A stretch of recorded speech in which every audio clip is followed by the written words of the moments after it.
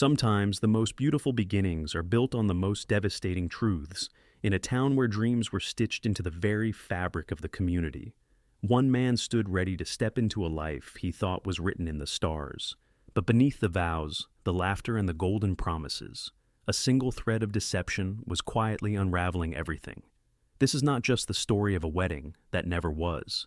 It is the story of a heart broken by lies, and the courage it takes to rebuild not just a future, but a soul. Welcome to a story where betrayal meets redemption, where truth cuts deeper than any vow, and where the greatest victory is not in finding perfect love, but in learning how to stand again when everything you believed in crumbles. Coach Thomas had stood at the heart of Maplewood Stadium for over 3 decades, witnessing generations of athletes rise and fall, triumph and stumble, yet no moment in all those years filled him with as much quiet pride and bittersweet anticipation as the upcoming wedding of Daniel Reyes and Sophia Liang. A union that felt like the culmination of countless dreams spun beneath the bright lights and roaring crowds of the small town he loved. Daniel, once a scrawny kid who could barely dribble, had grown under Thomas's guidance into a local hero, a basketball prodigy whose every shot seemed to carry the hopes of the town itself. His retirement a year ago, leaving a void no new star had yet managed to fill, and when he met Sophia, radiant charismatic, a fitness coach who had recently moved from across the country, with nothing but a duffel bag of gym clothes and a heart full of ambition, it seemed as though the universe had finally conspired to grant him a partner who understood the discipline, the sacrifices, and the unbreakable spirit it took to build a life from the ground up. The whole town buzzed with excitement, neighbors stringing banners between light poles, former teammates flying in from distant states, shop windows plastered with signs that read, "Congratulations, Daniel and Sophia." In hand-painted letters and amidst the clamor and celebration, Coach Thomas felt a swell of fatherly pride each time he watched them together, Daniel's warm smile softening whenever Sophia laughed, Sophia's hand instinctively seeking his whenever she spoke of the future, yet even as he admired their easy connection, a strange unease lurked beneath his admiration, a fleeting shadow that brushed the edges of his mind every time Sophia glanced away too quickly when asked about her past. Every time Daniel answered for her without realizing it, every time he caught a flicker of something not quite right. Behind Sophia's dazzling eyes, but he dismissed it again and again, telling himself it was nothing, that nerves and excitement always played tricks on those who loved too deeply.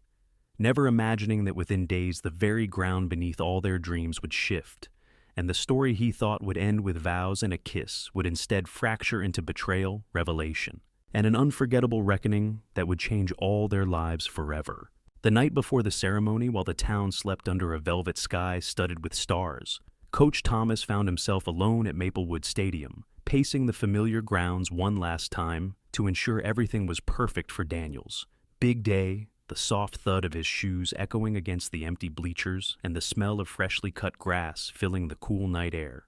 Banners fluttered slightly in the midnight breeze, and the grand arch at the stadium entrance stood proudly adorned with strings of fairy lights spelling out, "Forever starts here." Yet as Thomas rounded the far end of the court, where the championship banners hung like silent sentinels, he stopped cold, his breath catching when he saw a figure standing in the shadows. By the statue of the first team captain, a woman slender and still, her face obscured by the gloom, and for a fleeting disoriented second, he thought perhaps it was Sophia, nervously revisiting the place where tomorrow her life would change forever.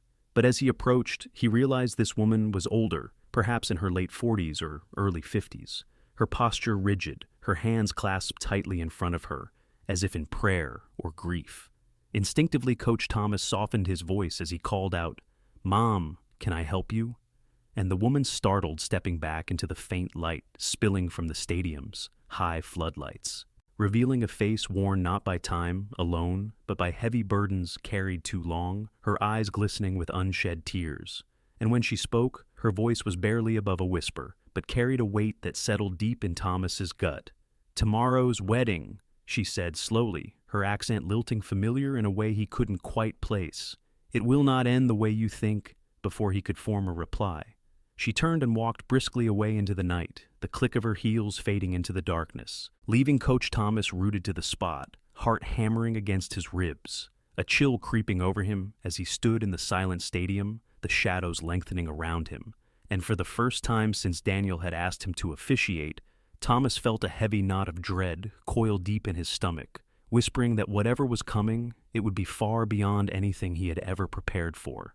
The following morning, as sunlight poured over Maplewood Stadium, bathing the bleachers and the polished court in golden light, the town came alive with final preparations. Vendors set up their stands selling fresh flowers and local pastries, and Daniel, surrounded by old teammates slapping him on the back, laughed more freely than Coach Thomas had seen him in years. Yet amidst the laughter and music, Thomas's eyes kept straying to Sophia, watching her move through the crowds with a radiant smile that somehow did not quite reach the depths of her eyes. And as the hours wore on, the little things began to gnaw at him more insistently. Small inconsistencies that on any other day might have gone unnoticed, but now screamed for attention. Sophia repeatedly asked about the ceremony order, fixating particularly on the part where Coach Thomas would traditionally pause to ask if anyone objected to the union, her voice light. Almost joking, but the tension in her posture betraying her true concern. She laughed it off, claiming she had seen too many movies where a jealous ex ruined the moment. But her laugh was brittle-forced, and when Thomas reassured her that objections were rare, she insisted again, voice slightly too sharp that it would be better for everyone if they simply skipped that part entirely. Something about the desperation behind her suggestion made the unease in Thomas's chest tighten, and later, when he caught Sophia standing alone near the trophy case, staring not at the awards, but at her own reflection in the glass, her fingers nervously twisting the bracelet around her left wrist, he felt a prickle of alarm crawl up his spine, a sense that the woman before them was performing a role rehearsed and careful, but that beneath the surface something darker and far less certain was waiting to tear through the delicate veneer she had so carefully crafted. As the final hours before the ceremony dwindled away, Coach Thomas found a quiet moment to pull Daniel aside beneath the towering arch of the stadium entrance, where the sunlight turned the golden script of "Forever Starts Here" into a dazzling halo. Above them, Daniel's face glowed with boyish excitement, his hands restless as he straightened and re-straightened the cuffs of his tailored suit, his laughter easy and sincere, and in that moment, Thomas almost doubted his own misgivings, wondering if perhaps he had grown too cynical with age.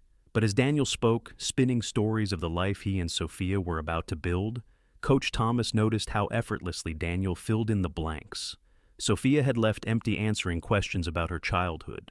She had never personally explained sharing anecdotes she had only ever hinted at vaguely, and every time Thomas asked about Sophia's family, her past, her roots, Daniel's smile grew tighter, his eyes darting away with a flicker of discomfort he clearly didn't recognize in himself, and it became painfully clear to Thomas that Daniel, blinded by a love so consuming it outshone common sense, had never questioned the gaps in Sophia's story, had never pressed her about the inconsistencies because he did not want to find anything that might taint the dream he had built around her, and watching the young man he had once coached.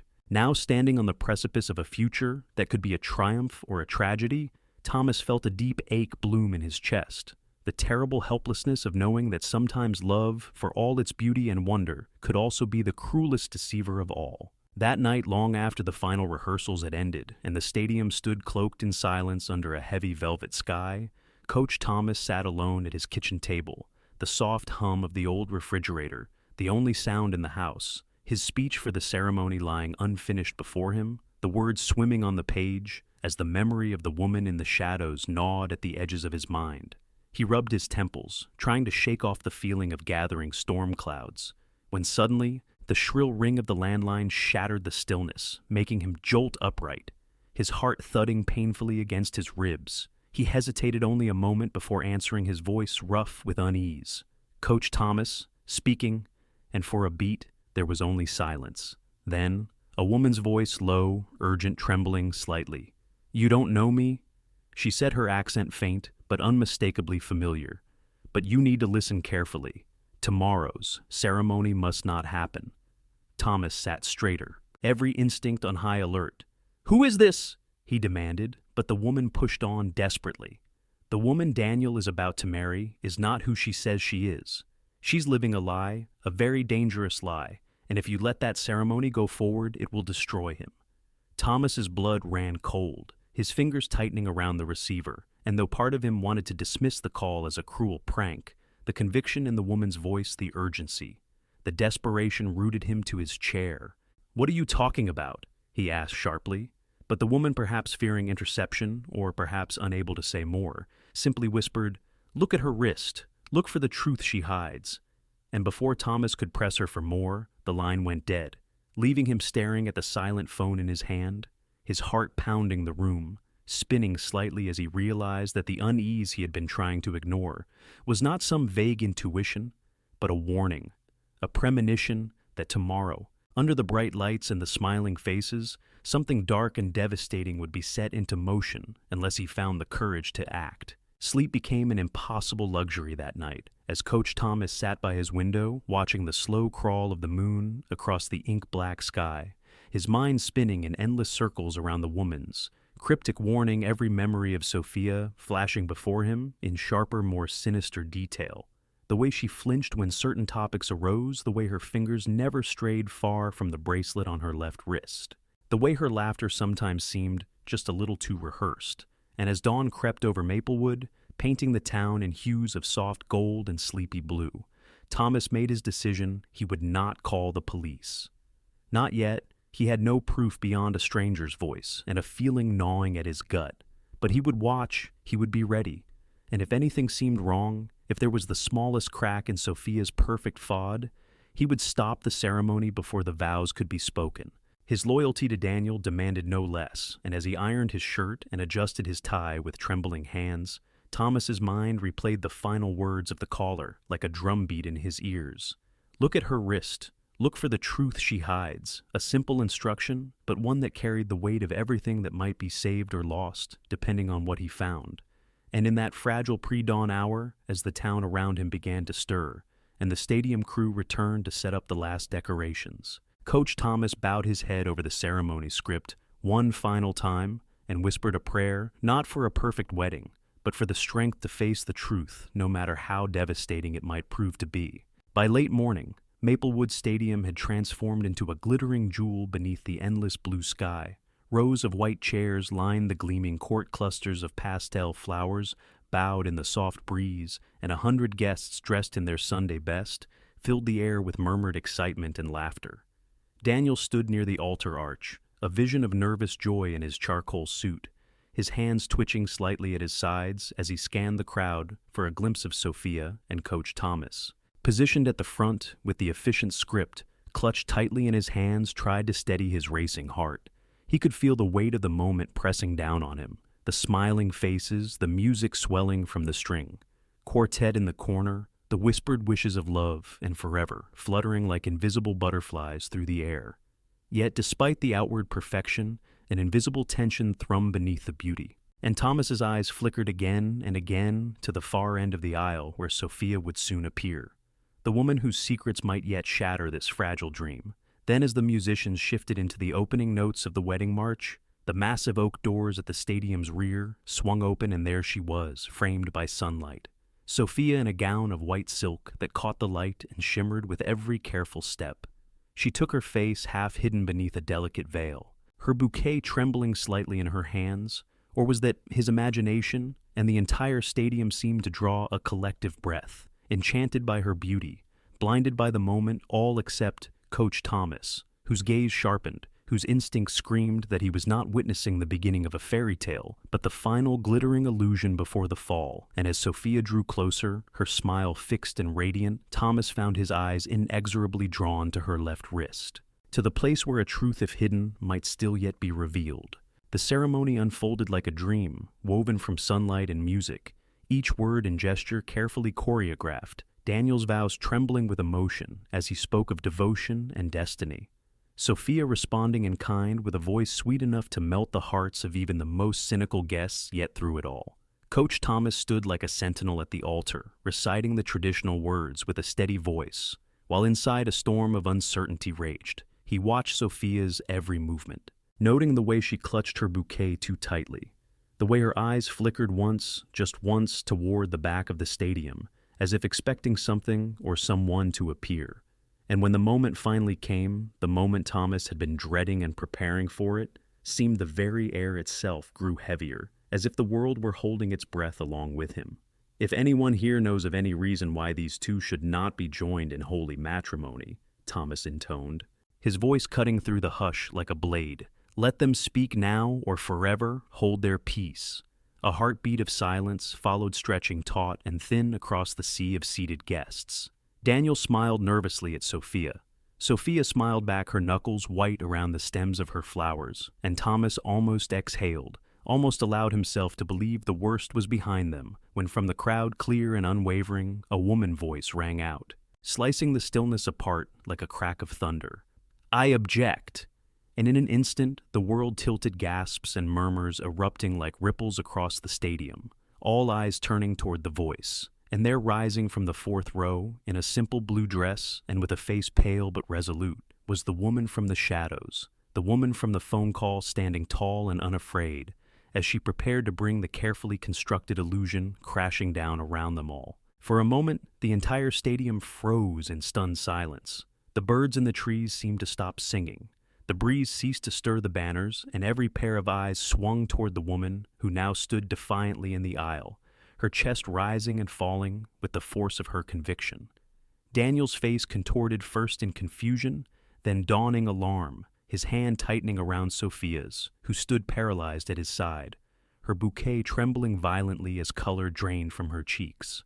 "Who are you?" Daniel's voice cracked, cutting through the stunned murmurs, and the woman stepped forward, her eyes never leaving Sophia's, her voice strong and unflinching. "My name is Mei Lin," she declared, her words slicing the heavy air, "and the woman standing beside you is not Sophia Liang, not the Sophia you think she is." A collective gasp rippled through the guests, the tension so thick it seemed to weigh down the very air they breathed. Sophia's lips parted, her mouth working soundlessly as if scrambling for a defense. But Mei Lin pressed forward mercilessly, lifting a trembling hand to point directly at her. "The real Sophia was my niece," she said, her voice cracking with grief. "She died 2 years ago in a car accident halfway across the country. The woman standing here today stole her identity, her memories, her future." Daniel staggered back a step, as if struck, looking wildly between Sophia and Mei Lin, seeking some kind of denial, some kind of explanation that would make sense of this nightmare unraveling before his eyes. And for a split second, Sophia's mask slipped, fear and fury flashing across her face, before she composed herself, shaking her head and forcing a brittle laugh. "This is crazy," she said, but her voice lacked conviction, trembling on the edge of collapse. "I don't even know this woman." Yet Mei Lin was undeterred, her voice steady as a drumbeat of truth.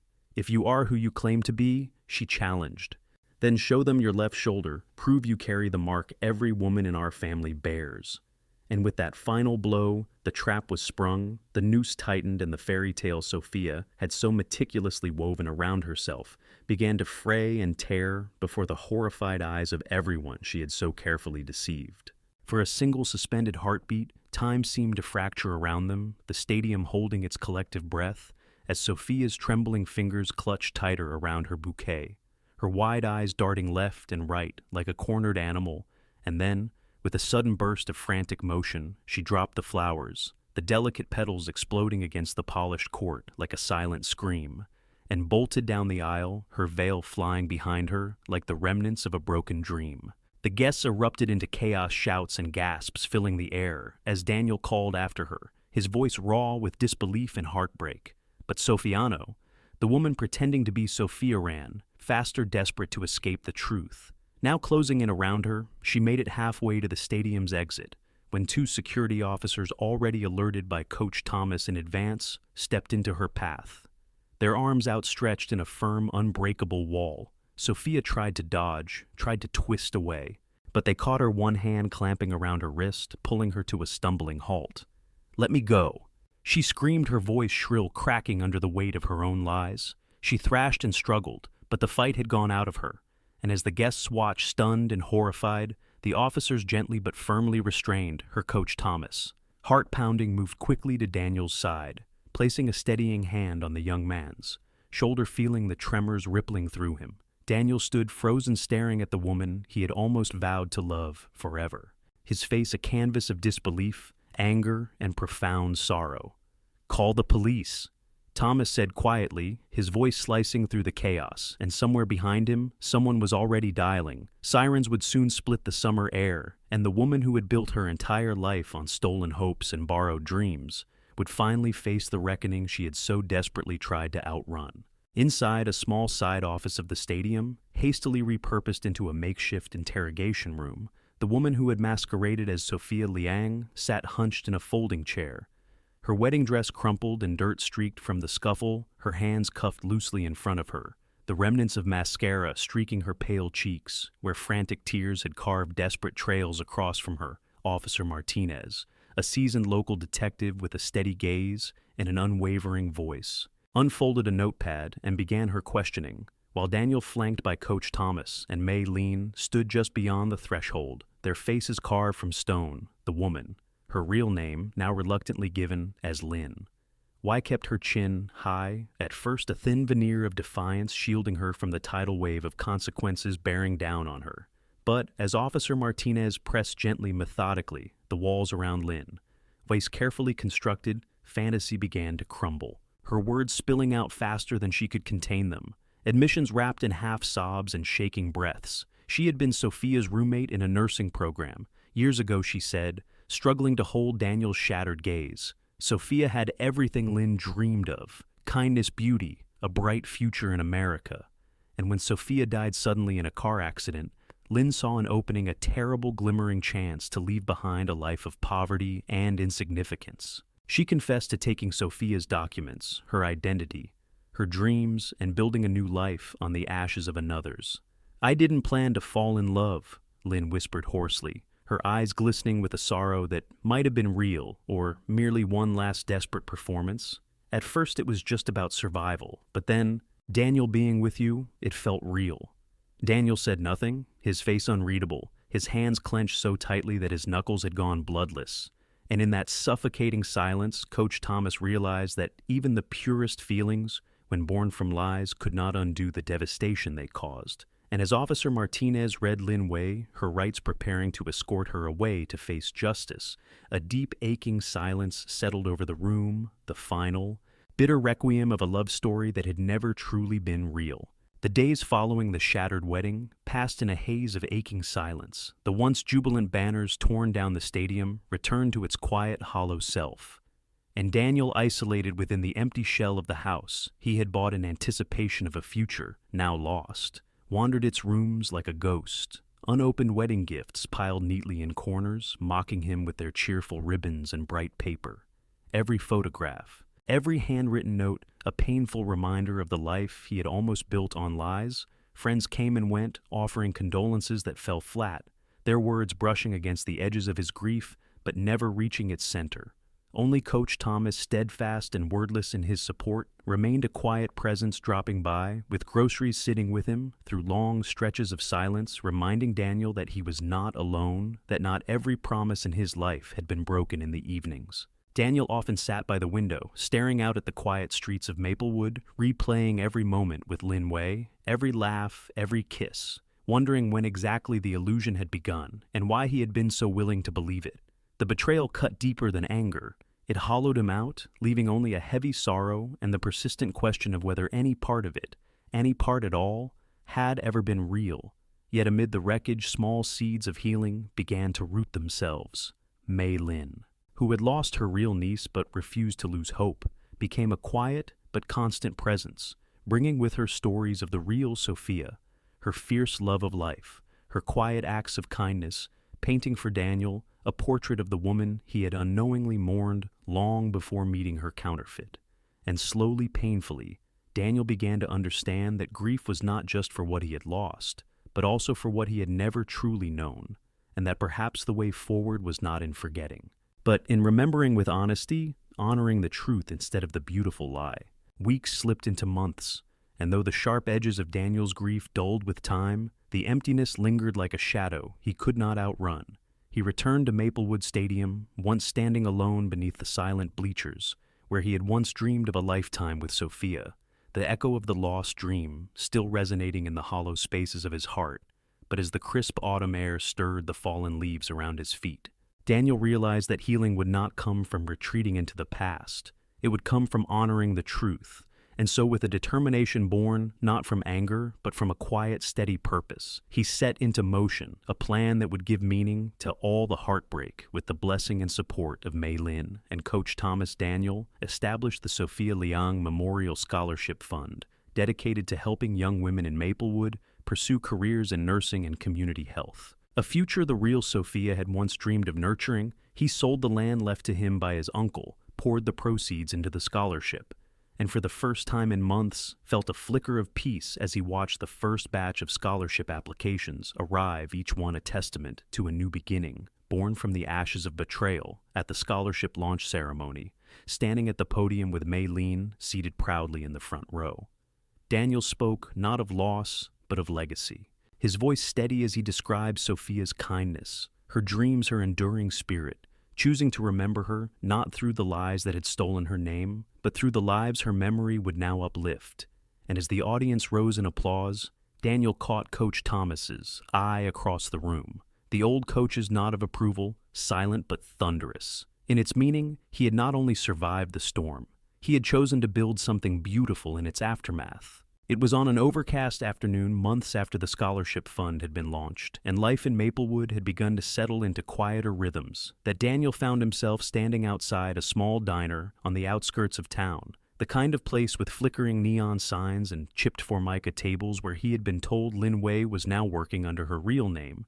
He had not planned this meeting, had not even been sure he wanted it, but something deeper than anger, deeper than betrayal, had pulled him there, a need to look the past in the face, one last time, and decide who he would become. Beyond it, he stepped inside the soft chime of the doorbell, drawing a few curious glances.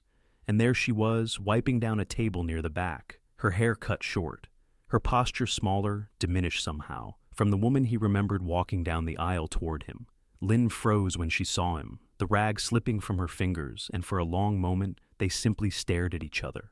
Two lives forever entangled by 1,000 lies and a handful of unspoken truths. Finally, Daniel crossed the room, every step heavy with the weight of all he carried. He stopped a few feet away, his voice quiet but firm. "Am not here for revenge," he said, and the relief in her eyes was almost enough to make him falter. Almost. Lin swallowed hard, her voice barely a whisper.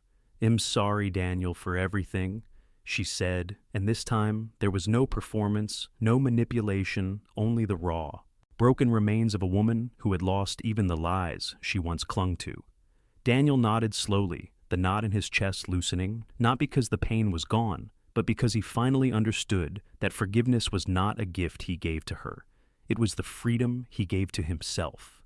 "I hope you find a way to build something real," he said, and without waiting for a response, without looking back, he turned and walked out into the gray afternoon, feeling for the first time in a long while that the weight of the past no longer anchored him, but had instead become the wind at his back, carrying him toward whatever future he was finally ready to claim. As winter melted into spring and the streets of Maplewood came alive again, with the bright laughter of children and the scent of blooming magnolias, Daniel found himself standing once more at the entrance of Memorial Hospital, this time not as a visitor lost in grief, but as a volunteer ready to give back to a community that had quietly held him. Through his darkest days, he wore a simple navy polo shirt with the hospital's logo stitched above his heart, his steps steady as he walked through the familiar halls Sophia had once dreamed of working in, passing nurses bustling between rooms, patients sitting quietly by windows. And somewhere in those faces he felt the faint heartbeat of something new, something quietly resilient awakening within him. He had not forgotten the betrayal, nor the heartbreak, but he had woven them into the fabric of who he was becoming, each thread a testament not to his failure, but to his survival. And as he sat with patients reading to them, holding their hands during difficult treatments, he realized he was doing more than honoring Sophia's memory. He was rebuilding himself, one small act of kindness at a time. Coach Thomas sometimes joined him on weekends, offering a familiar grin and a quiet nod that spoke volumes more than words ever could. And one evening, as Daniel stepped out of the hospital, under a sky splashed with stars, he caught sight of a woman waiting by the gate. Not Lin Wei, not a ghost from the past, but someone new, a teacher from the local high school he had met during a scholarship fundraiser, her smile warm, cautious, real. and as they fell into easy conversation, Daniel felt no rush, no urgency, only the slow, steady unfolding of something honest and unforced. Perhaps this, he thought, was what true beginnings looked like. Not grand declarations or perfect fairy tales, but the quiet, persistent choice to hope, again to believe again, to love again. And as he walked beside her into the soft night, Daniel knew with certainty that his story was not defined by the lies that had once broken him, but by the truth and grace with which he had chosen to rise. In the end, Daniel Reyes' journey was not defined by the lies that tried to shatter him, but by the truth he chose to carry forward from the ruins of a stolen dream. He built a legacy of hope, one patient, one act of kindness, one slow, steadfast step at a time. Sometimes the heroes of our stories are not the ones who never fall, but the ones who choose to rise again and again, stronger, wiser, and more compassionate than before. This was not the story of a wedding, or even of a betrayal. It was the story of how one man refused to let darkness define him, and in doing so, found a new beginning, one stitched not from illusion, but from something far rarer and more precious. Truth, if this story moved you. If you've ever carried scars from trusting the wrong person or finding the wrong path, remember this. Healing is real, hope is waiting, and sometimes the brightest futures are born from the darkest nights.